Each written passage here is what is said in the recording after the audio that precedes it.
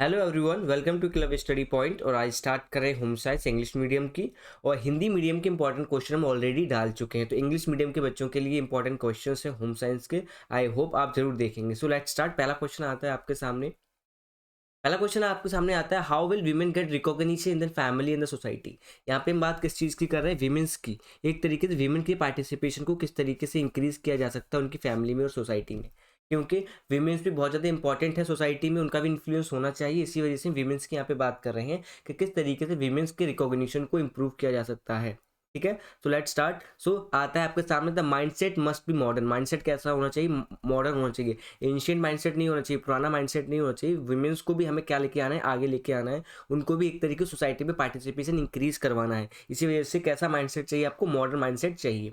Next आता है, the domestic work done by the women need to be valued and economic contribution. यानी कि जो जो महिलाएं हैं जो घर में काम करती हैं उसको वैल्यू करना चाहिए। ऐसा नहीं कि आपने पूरे दिन क्या किया, लेकिन देखने को क्या मिलता है, महिलाएं पूरे दिन घर में बहुत सा काम करती हैं बट हम उनकी वैल्यू नहीं करते। ऐसा नहीं होना चाहिए। हमें उनको सपोर्ट करना चाहिए और इकोनॉमिकल कंट्रीब्यूशन देना चाहिए। इकोनॉमिकल कंट्रीब्यूशन का मतलब क्या होता है? अगर वो कोई काम कर रही हैं तो उनको पहली बात तो वैल्यू करना चाहिए और उन्हें इकोनॉमिकली भी हमें सपोर्ट करना चाहिए, बिकॉज वो बहुत ज़्यादा इंपॉर्टेंट है हमारे लिए। ठीक है, एक सोसाइटी के लिए men and women both are important. तो वीमेन की एक तरीके से हम रिस्पेक्ट करेंगे, उनके काम को एक तरीके से रिकॉग्निशन देंगे। इस मीन्स हम क्या कर रहे हैं? अपनी सोसाइटी के सबसे इंपॉर्टेंट ऑर्गन को हम आगे बढ़ाने की कोशिश कर रहे हैं।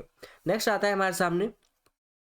नेक्स्ट आता है, all family member to be involve and responsible for the household work. मतलब जो घर में जो जो काम होता है, चाहे झाड़ू हो, पोछा हो, बर्तन हो, एटलीस्ट सबको थोड़ा बहुत कंट्रीब्यूट करना चाहिए।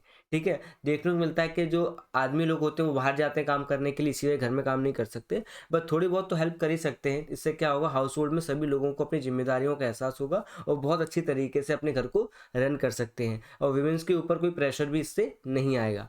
नेक्स्ट आता है हमारे पास, increase in literacy rate of the women. Women की एजुकेशन के ऊपर फोकस हमें करना चाहिए, क्योंकि वीमेन की अगर एजुकेशन बढ़ेगी, उनकी स्किल्स अगर बढ़ेंगी तो वो बाहर भी काम कर सकती हैं और वो बाहर जब काम कर सकती है तो इकोनॉमिकली उनको फ्रीडम मिल जाएगी। ठीक है, इकोनॉमिकली किसी के ऊपर उनकी डिपेंडेंसी देखने को नहीं मिलेगी। और लिटरेसी बहुत ज़्यादा इंपॉर्टेंट है किसी भी सोसाइटी को इम्प्रूव करने के लिए, इवन वीमेंस की कंडीशन को इम्प्रूव करने के लिए। इसी वजह से ये बहुत इंपॉर्टेंट जो सब्जेक्ट है हमारा होम साइंस, जिसमें वीमेन की कंडीशन को भी काफ़ी डीपली एनालाइज करते हैं। ठीक है, नेक्स्ट आता है हमारे सामने, the attitude and approach of the society must be change. देखो, जिस तरीके की सोसाइटी की सोच है उसको बदलना चाहिए टुवर्ड्स द वीमेन। मतलब वीमेन के रिगार्डिंग किस तरीके की वो सोच रखते हैं, वीमेन को किस तरीके से देखते हैं, किस तरीके से उन्हें फ्रीडम देते हैं कि नहीं देते हैं, लिटरेसी के मामले में कैसा सोचते हैं, एजुकेशन के मामले में कैसा सोचते हैं, इन सब के ऊपर हमें यहाँ पे ध्यान देने की जरूरत है। The attitude and the approach of the society must be change. Society की जो अप्रोच है, वो एटीट्यूड है, उसको चेंज करना बहुत जरूरी है और पॉजिटिवली चेंज करना जरूरी है। वीमेंस को ज़्यादा से ज़्यादा आपको फ्रीडम देने की जरूरत है। अगर वीमेंस के पास फ्रीडम होगी, इस मीन्स वो ज़्यादा से ज़्यादा अपने ऊपर कुछ एक तरीके से अपने आप को पॉजिटिवली चेंज कर सकती है। नेक्स्ट आता है, posting women on high and the prestigious post. यानी वीमेंस को भी अच्छे अच्छे पदों पे काम करने की ज़रूरत है। जैसे कि हमारे यहाँ बड़ी बड़ी जो ऑफिसर्स लाइन होती है उसमें वीमेंस आजकल बहुत ज़्यादा बढ़ चढ़ के हिस्सा ले रही हैं, क्योंकि गर्ल्स बहुत अच्छी होती हैं पढ़ाई में। अगर उनको मौका दिया जाए तो girls are very good in studies.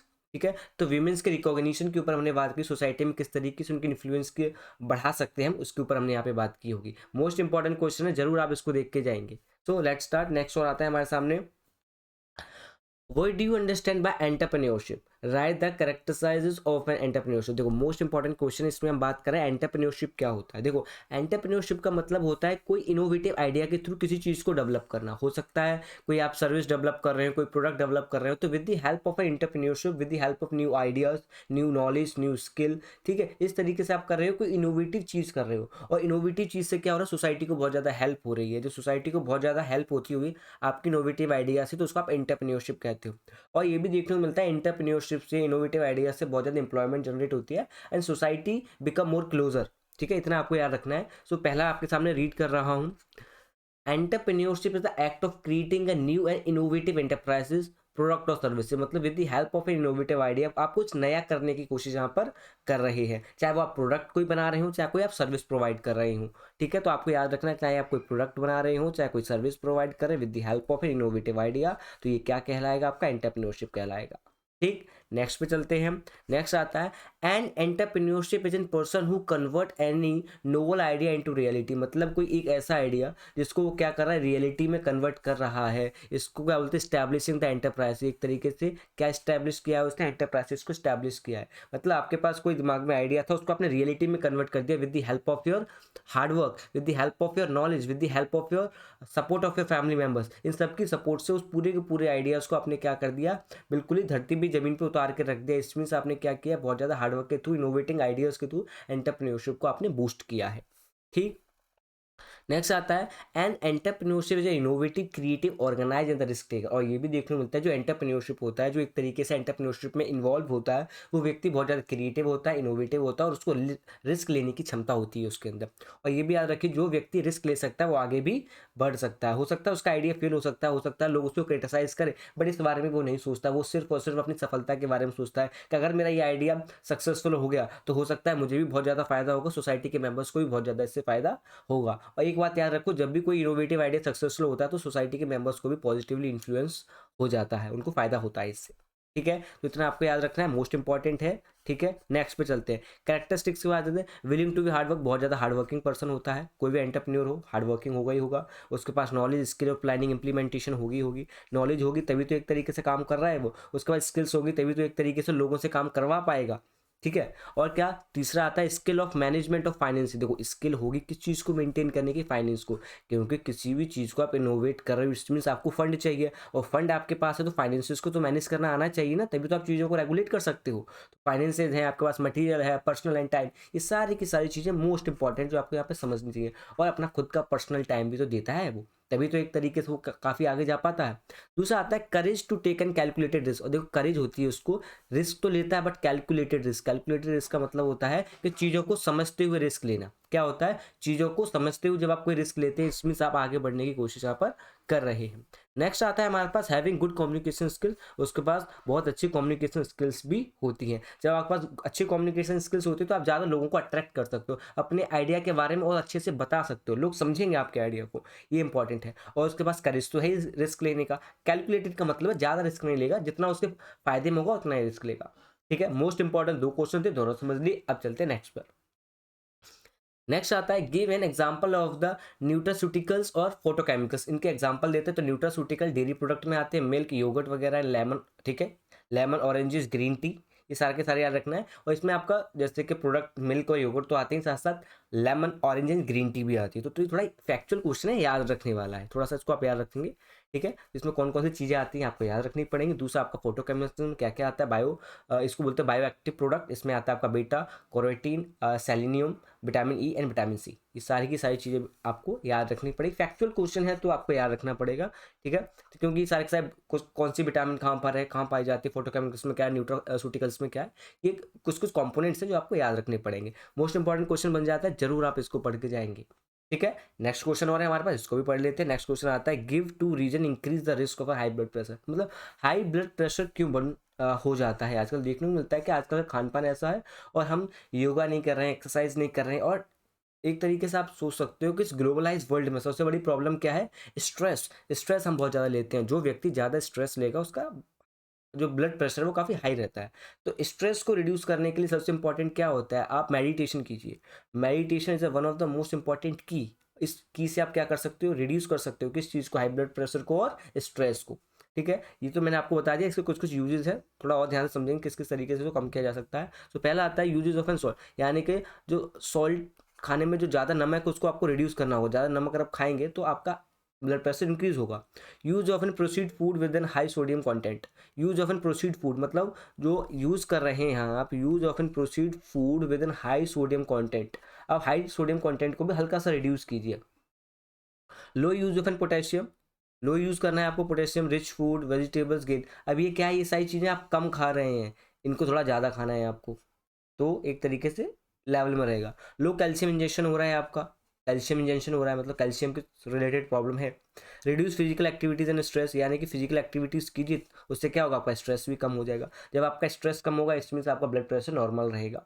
ठीक है, तो ये सारी की सारी चीज़ों को आपको ध्यान समझना है। एक तरीके से नमक कम खाना है। Use of an processed food high sodium, मतलब कि प्रोसेड करा हुआ, मतलब जो वो साफ सुथरा होता है वो खाना है आपको, सोडियम कंटेंट खाने भी है तो आपको जो पोटेशियम रिच फूड वेजिटेबल्स हैं सबको ज़्यादा खाना है, कैल्शियम इंजेक्शन से बचना है, रिड्यूस करना है आपको किस चीज़ को, स्ट्रेस को, ये सारी की सारी चीज़ें आपको समझनी है। इससे आप क्या कर सकते हो, हाई ब्लड प्रेशर जो है उसको रिड्यूस किया जा सकता है, तो मोस्ट इंपॉर्टेंट है and I hope you guide my point.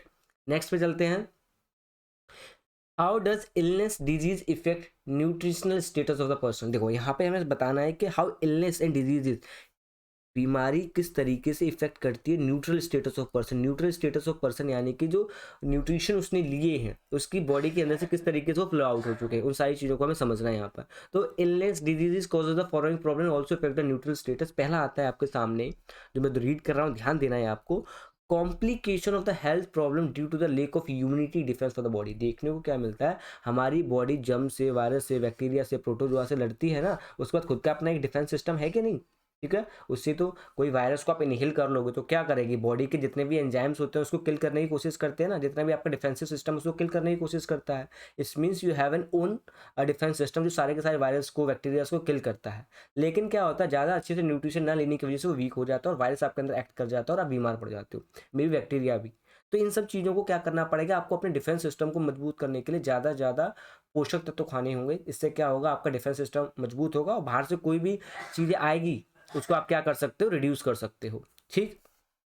Next आता है आपके पास डिफिकल्टी इन वर्ड हेल्दिंग। एक तरीके का डिफिकल्टी मतलब जो हीलिंग, मान लो आपको चोट लग गई तो हील तो करना ही पड़ेगा ना। अगर आप हील नहीं कर पा रहे हो चीज़ों को, प्रॉब्लम बढ़ती जा रही हो, तो आपको क्या करना पड़ेगा, कुछ ना कुछ उपाय करने पड़ेंगे, यानी कि वो पोषक तत्व खाने होंगे जिससे हीलिंग पावर आपकी इंक्रीज हो। अगर हीलिंग पावर इंप्रूव नहीं हो रही, इसमें चोटें बहुत लंबे समय तक आपको परेशान करेंगे और चोटें ज़्यादा से लंबे समय तक आपको परेशान करेंगे तो आप अच्छे से प्रोडक्टिव काम नहीं कर पाएंगे। तो इन सब चीज़ों को ध्यान से समझते हुए कार्य करना है। Delay in treatment of the disease, एक तरीके से डिले कर दिया आपने किस चीज़ का, ट्रीटमेंट का, तो क्या होगा, बीमारी तो बहुत ज़्यादा बढ़ जाएगी ना, उससे नेगेटिव इंपैक्ट किसको पड़ेगा, आपकी बॉडी को नेगेटिव इंपैक्ट पड़ेगा। इसी वजह से क्या करना है, डिले नहीं करना है, तुरंत बीमारियों का इलाज कराना बहुत ज़्यादा इंपॉर्टेंट है। और सही तरीके से मतलब ब्लड टेस्ट वगैरह कराना है, यूरिन टेस्ट जो भी होते हैं, KFT वगैरह ये सब कराने होते हैं, उसके बाद ही आप दवाई खाएं। ऐसा नहीं कि जो मना है वो खा लिया, ठीक है। सारे के सारे प्रॉपर टेस्ट होते हैं उसके बाद आप सब काम करेंगे। नेक्स्ट आता है difficulty in the smooth function of the various organ causing a new health problem. क्या होता है, जितने भी आपके ऑर्गन्स हैं, लिवर हो चाहे किडनी हो चाहे हार्ट हो चाहे लंग्स हो, ये सही तरीके से काम नहीं करेंगे। क्यों काम नहीं करेंगे, क्योंकि आपने डिले करा, बीमारी को सही से इलाज नहीं करवाया, तो एक तरीके से कुछ ना कुछ प्रॉब्लम आपके ऑर्गन्स में आ सकती है। इससे पूरा का पूरा आपका लाइफस्टाइल चेंज हो सकता है। इसी वजह से क्या होता है, आपको समय पर इलाज करवाना चाहिए। तो difficulty in the smooth function of the various organ causing a new health problem, और नई नई बीमारियां भी बन सकती हैं। Got it. नेक्स्ट पे आते हैं poor digestion, absorption, metabolism and secretion. ये सारे के सारे जो पॉइंट है इनको आपको समझना होगा, क्योंकि पुअर डाइजेशन हो चाहे ऑब्जर्प्शन हो चाहे मेटाबॉलिज्म हो चाहे क्रिएशन हो, ये सारे की सारी चीज़ें बहुत ज़्यादा प्रॉब्लम क्रिएट करती हैं। क्यों प्रॉब्लम क्रिएट करती हैं, अगर ये सारी चीज़ें वीक हो जाएंगी तो ह्यूमन बॉडी क्या हो जाएगी, बहुत ज़्यादा आपकी उस पर नेगेटिव इम्पैक्ट पड़ेगा।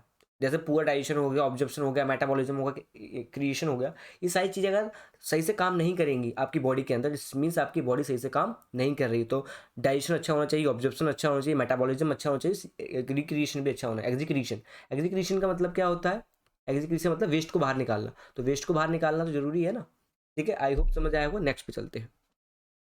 अब आता है which is the best way to feed patient, मतलब पेशेंट को खाना खिलाने का सबसे बेस्ट तरीका क्या होता है, वो आपको बताना। Which is the best way to feed patient, explain the difference between feeding, ठीक है, आपको बताना है, डिफरेंस बताना है फीडिंग में, बाय ट्यूब और इंट्रावेनस, मतलब इंट्रावेनस फीडिंग कौन सी है और ट्यूब वाली फीडिंग, तो वो आपको बतानी है, इनमें से बेस्ट कौन सा है।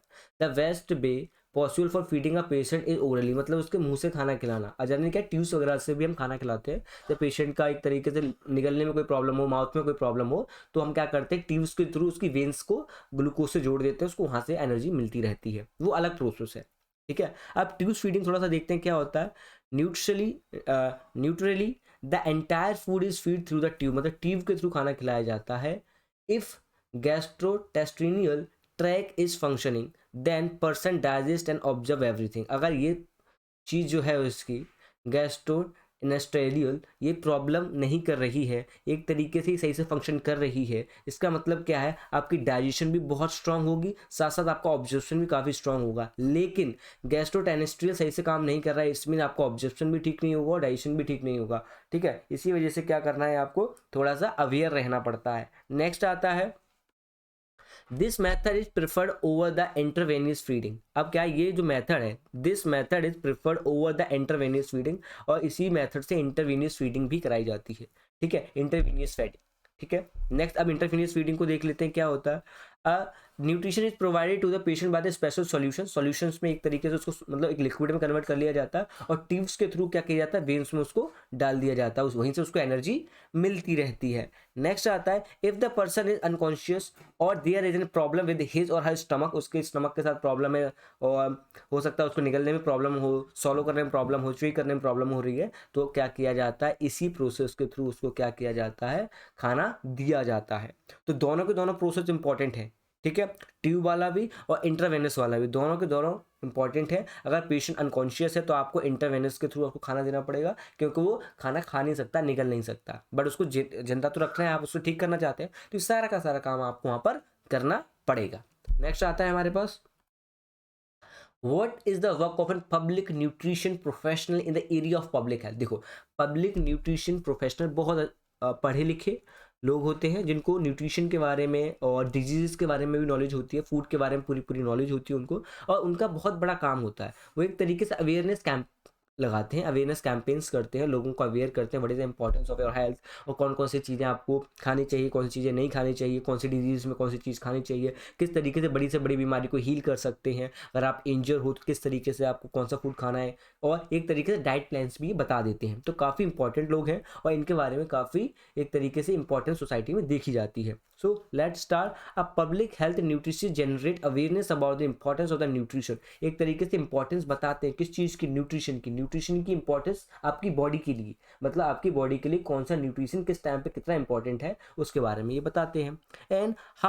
And how it will help improve the health lifestyle, आपकी हेल्थ को और आपके लाइफस्टाइल को किस तरीके से पॉजिटिवली इंपैक्ट कर सकते हैं, उसके बारे में बताते हैं। Their role is an diverse, इनका रोल बहुत बड़ा होता है, बहुत डाइवर्स होता है। And they encourage people to make healthy food choice, और ये इंकरेज करते हैं लोगों को, आपको हेल्दी फूड ही चूज करना चाहिए, because day by day lifestyle कैसी होती जा रही है, लोगों की वर्ष होती जा रही है, खराब होती जा रही है। इसी वजह से जो पब्लिक न्यूट्रिशन प्रोफेशनल्स होते हैं, लोगों को इंकरेज करते हैं कि आपको हेल्दी लाइफ को ऑप्ट करना चाहिए, वही एक तरीके से आपको इंकरेज करेगी। Help formulate policies that will significantly influence healthy income, और एक तरीके से अगर आपकी हेल्थ अच्छी होगी तो आप हेल्दी इनकम को जनरेट कर सकते हैं, जो कि काफ़ी इंपॉर्टेंट है। और हेल्थ अच्छी है तो डेफिनेटली आपकी वेल्थ भी अच्छी होती चली जाएगी। इसी वजह से जो पब्लिक न्यूट्रिशन प्रोफेशनल होते हैं वो लोगों की हेल्प करते हैं। नेक्स्ट पे चलते हैं।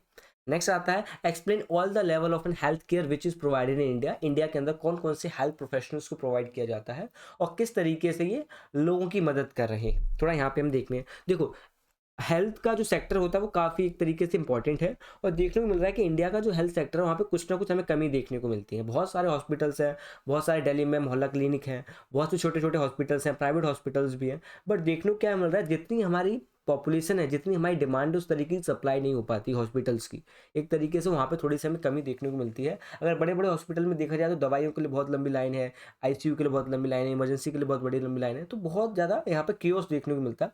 इसमें थोड़ा सा हमें क्या करना पड़ेगा, with the help of an government, with the help of society, with the help of an private players, हमें यहाँ पे थोड़ा सा काम करने की आवश्यकता है। अगर यहाँ पे हम अच्छा काम करेंगे, इस मीन्स अपनी सोसाइटी को अच्छा रिटर्न दे सकते हैं। एटलीस्ट हमारा काम क्या है यहाँ पर, सोसाइटी को अच्छा रिटर्न देना, अपने पीपल्स को सुविधाएं देना। बट वहाँ पे थोड़ा हेल्थ के सेक्टर में प्रॉब्लम है, क्योंकि प्राइवेट हॉस्पिटल इतने महंगे, वो तो मिडिल क्लास आदमी तो उसके अंदर जाने की सोच ही नहीं सकता, इसी वजह से यहाँ पे प्रॉब्लम होती है। चलो थोड़ा और एनालाइज करते हैं उसको। The health care system is organise into the primary, secondary and tertiary sector, देखने को मिलता है प्राइमरी, सेकेंडरी, टर्सरी सेक्टर में आपको देखने को मिल जाएंगे हॉस्पिटल्स।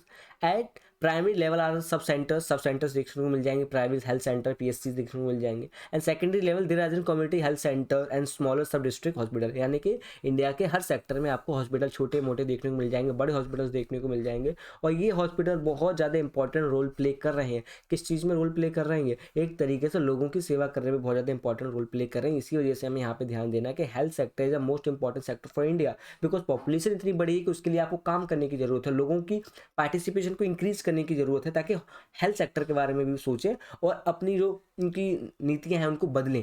क्योंकि ज़्यादा से ज़्यादा जब हॉस्पिटल्स आपके पास होंगे तो एक तरीके से उनकी सेवा आप अच्छे से कर सकते हो। ठीक है, काफ़ी इंपॉर्टेंट क्वेश्चन था, आई होप आप समझेंगे इसको। नेक्स्ट आता है, explain reason for demand and requirement of the food technology. यहाँ पे आपको पढ़ना है कि डिमांड किस चीज़ की डिमांड पड़नी है आपको, रिक्वायरमेंट ऑफ फूड टेक्नोलॉजी, मतलब फूड से रिलेटेड टेक्नोलॉजीज क्यों इंपॉर्टेंट होती है। तो फूड से रिलेटेड टेक्नोलॉजी इसलिए इंपॉर्टेंट है क्योंकि जब फूड की टेक्नोलॉजी आपके पास होगी तो फूड को आप प्रिजर्व कर सकते हो, फूड को लंबे समय तक स्टोर कर सकते हो, फूड को खराब होने से बचा सकते हो। तो सारी की सारी चीज़ें आप कर सकते हो with the help of an food technology. और फूड टेक्नोलॉजी की सहायता से टेस्ट को भी डेवलप किया जाता है। तो देखने को मिलता है कि फूड टेक्नोलॉजी काफ़ी इंपॉर्टेंट है डेवलपिंग कंट्रीज़ के लिए और अंडर डेवलप कंट्रीज़ के लिए, सभी के लिए बहुत ज़्यादा ये इंपॉर्टेंट है, हमें ये ध्यान देना है। India has then progressed from the agro deficit to the agro surplus country, creating need for the storage and processing of agriculture and horticulture produce। अब देखो क्या बात की गई, बहुत ही अच्छी बात कही गई, क्या कि इंडिया पहले डेफिसिट में रहता था, किस चीज़ में, जो हमारे फूड प्रोडक्ट होते हैं, चाहे वीट हो, चाहे बार्ले हो, चाहे मेज हो, यहाँ पे कमी रहती थी, हम बाहर से मंगाते थे। अब एक तरीके से सरप्लस हमारे पास होता है, इसलिए हम एक्सपोर्ट कर पाते हैं, हमारे पास ज़्यादा सामान है। अब हमारे पास वीट भी ज़्यादा है, मेज भी ज़्यादा है, शुगर केन भी ज़्यादा है, सारी की सारी चीज़ें हमारे पास बहुत ज़्यादा है। पहले हम डेफिसिट में रहते थे, अब हम सरप्लस में हैं।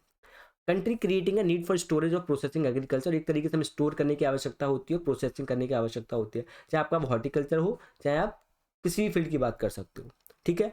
इसी वजह से क्या होता है, आपका जो लाइफस्टाइल है वो भी चेंज होता है। Increase mobility and globalisation and consumption of the consumers perceptions about the food haven change, जो कंज्यूमर का परसेप्शन है वो भी एक तरीके से चेंज हुआ है। क्यों चेंज हुआ है, देखने को क्या मिल रहा है, जैसे जैसे फूड की अवेलेबिलिटी इंप्रूव हो रही है वैसे ही डे बाय डे जो लोगों की हेल्थ से रिलेटेड प्रॉब्लम है वो रिड्यूस हो रही है।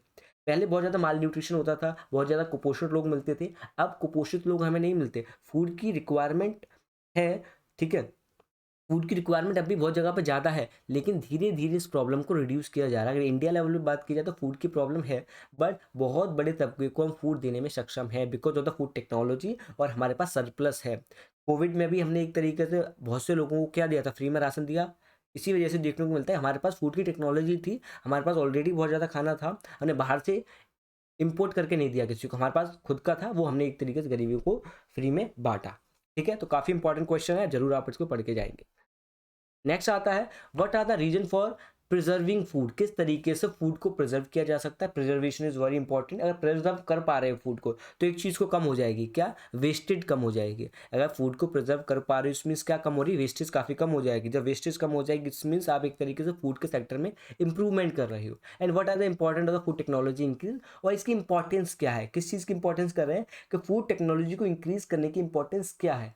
दोनों के दोनों जो एक क्वेश्चन में फ्रेम किए गए हैं, ये दो क्वेश्चन एक तरीके से दोनों को देखते हैं। ठीक, पहला आता है आपके सामने, फूड आइटम आप process to increase their shelf life. एक तरीके से फूड आइटम को आप प्रोसेस करोगे तो इससे इंक्रीज होगी, आपकी लाइफस्टाइल काफ़ी इंप्रूव होगी। दूसरा देखने को क्या मिलता है, with improved transportation communication increasing the industrialization the need of consumer haven become diverse। और एक तरीके से क्या हो गया, आपकी कम्युनिकेशन इंक्रीज होगी, इंक्रीजिंग इंडस्ट्रियलाइजेशन काफ़ी इंक्रीज होगा, और एक तरीके से जो नीड है कंज्यूमर की वो भी फुलफिल होती हुई यहाँ पे दिखाई देगी, और काफ़ी डाइवर्स जो कल्चर है उस सब की नीड यहाँ पर पूरी होती हुई हमें दिखाई देगी। नेक्स्ट आता है consumer expect food that have an better taste, मतलब जिसका बेटर टेस्ट हो, बीइंग सेल्फ स्टेबल, मतलब खुद स्टेबल हुआ फूड को एक तरीके एक्वायर करने में, easy to package and store and transport, ये सारी की सारी जब सुविधाएं होंगी इस मीन्स क्या हो रही है, सोसाइटी काफ़ी मॉडर्न हो रही है, और वहाँ पे with the help of an food technology आप सारी की सारी चीज़ों को खुद ही एक्वायर कर पा रही हो। ठीक है, नेक्स्ट आता है आपके सामने to meet the need of working women. एक तरीके से वर्किंग वीमेंस की नीड को फुलफिल आपको करना पड़ेगा, क्योंकि वर्किंग वीमेन एक तरीके से बाहर भी काम कर रही है, घर में भी काम कर रही है, तो किस तरीके से वर्किंग वीमेन के घर में जो काम करने का जो पूरा टास्क होता है उसको किस तरीके से ईजी बनाया जा सकता है, किस तरीके से सुटेबल बनाया जा सकता है, उसके ऊपर भी थोड़ा सा आपको ध्यान देना पड़ेगा। नेक्स्ट आता है due to choose of the seasonal food throughout the year, और एक तरीके से क्या करना है, सीजनल फूड हम एक तरीके से अडॉप्ट क्यों करते हैं, क्योंकि उनमें टेस्ट अच्छा होता है, क्योंकि सीजनल फूड जिस सीजन में आप खाएंगे उसका टेस्ट काफ़ी अलग होता है और आपको खाने में भी अच्छा लगता है, इसी वजह से उसको ज़्यादा से ज़्यादा हम अडॉप्ट भी करते हैं। तो due to the choose of the seasonal food throughout the year, और जो सीजनल फूड होते हैं उसको भी थ्रू आउट ना खाना पड़े, उसके लिए भी डाइवर्सिफिकेशन होनी चाहिए। ठीक है, नेक्स्ट आता है आपके सामने essential skill that an early childhood professional need to be improve. अब देखो यहाँ पे स्किल्स के ऊपर बात हो गई है, जो कि सबसे इंपॉर्टेंट फैक्टर है किसी भी एक सोसाइटी को इम्प्रूव करने के लिए। ठीक है, स्किल्स होंगी तो एक तरीके से प्रोफेशनल होगा तो फूड के सेक्टर में भी काम कर सकते हो, डिफरेंट डिफरेंट जो अदर प्रोफेशनल्स हैं उसमें भी आप काम कर सकते हो। तो डाइवर्स है थोड़ा सा क्वेश्चन, ध्यान से समझते हैं क्या है इसका मतलब। तो एसेंशियल स्किल्स के बारे में बात करें, that is early childhood professional need to be have, उसके पास कौन कौन सी स्किल्स होनी चाहिए, कौन कौन से प्रोफेशनल्स होने चाहिए, और उस प्रोफेशनल्स के थ्रू किस तरीके से वो अपनी लाइफस्टाइल को चेंज कर सकता है, साथ साथ सोसाइटी की लाइफस्टाइल को चेंज कर सकता है, वो कौन कौन से काम है वो कर सकता है। तो पहला आता है आपके सामने, have an interest in a child and their development, एक तरीके से इंटरेस्ट होना चाहिए जो वो काम कर रहा है और डेवलपमेंट करनी है, ठीक है, सोशली, मेंटली, फिजिकली, ये सारी डेवलपमेंट होनी चाहिए। नेक्स्ट आता है have knowledge about the need and capacity of the young children, और आपको नॉलेज होनी चाहिए किस तरीके की जरूरत है उसको और क्या उसकी कैपेसिटी और किस फील्ड में उसको डालना चाहिए ताकि उसका जो कैरियर है वो काफ़ी स्ट्रांग हो, ठीक है। नेक्स्ट आता है have capacity for interacting with children, मतलब उसके पास कैपेसिटी होनी चाहिए कि वो इंटरेक्ट कर सके अपने फ्रेंड के साथ, ज़्यादा सहमा हुआ ना रहे, डरा हुआ ना रहे, ठीक है। नेक्स्ट आता है should be able to do creative and interesting activity in children, और हम कर सकते हैं काफ़ी क्रिएटिव और इंटरेस्टिंग एक्टिविटीज़ कर सकते हैं जिससे चिल्ड्रन का जो ओवरऑल जो ग्रोथ है वो भी काफ़ी स्ट्रांगली वर्क करती है, ठीक। नेक्स्ट आता है do all activity within children with enthusiasm like a storytelling, poem, recitations, talking about the environment related topics। हम क्या कर सकते हैं, पोएम के थ्रू, स्टोरी टेलिंग के थ्रू, रेसिटेशन के थ्रू, अलग अलग चीज़ों के थ्रू एक तरीके से चिल्ड्रन का जो पूरा का पूरा जो उनका जहाँ पर उनका इंटरेस्ट है उस कोर टॉपिक पे लाकर उनको चीज़ों को सिखा सकते हैं, ठीक है। जहाँ पर उनका इंटरेस्ट है उसी चीज़ को सिखाना उन्हीं के वे में काफ़ी इंपॉर्टेंट है ये, ठीक है। इससे क्या होता है उनका इंटरेस्ट भी बना रहता है, वो चीज़ों को धीरे धीरे सीखते भी हैं। नेक्स्ट आता है हमारे पास children have a curious attitude, so there should be willingness and interest in answering the queries। एक तरीके से क्या होता है जब उनके पास इंटरेस्ट होता है किसी भी चीज़ का, जब वो किसी भी चीज़ को एंजॉय करते हैं तो फुल्ली माइंड से सोचते हैं, और जब वो अच्छे से सोचते हैं तो उनके पास अच्छे आंसर होते हैं, और वो विलिंगनेस होते हैं, विलिंगनेस यानी इच्छुक होते हैं किसी भी काम को करने के लिए जब उनके पास इंटरेस्ट होता है। जब आपको किसी को काम करने का इंटरेस्ट होगा तभी आप विलिंगनेस होंगे। तो ऐसी कुछ काम करने हैं जो जिससे वो क्वेरीज का आंसर दें इंटरेस्टिंगली और विलिंगनेसली। इस चीज़ को इम्प्रूव करने के लिए क्या करना पड़ेगा, हमें ये सारी स्टेप्स को फॉलो करना पड़ेगा, ठीक है। काफ़ी इंपॉर्टेंट क्वेश्चन है, आई होप पढ़ के जाएंगे आप। नेक्स्ट है हमारे सामने नो डन, ये हमने यहाँ पे आई थिंक 12 क्वेश्चन के आसपास कर लिए हैं, और ये मोस्ट इंपॉर्टेंट क्वेश्चन है आपके होम साइंस के लिए। आई होप आपको समझ आए होंगे, और सारे के सारे क्वेश्चंस को एक बार रिवाइज कर लेना है एग्जाम में अपीयर होने से पहले। Thank you everyone, English medium के स्टूडेंट्स के लिए था ये हमारा। Thank you very much.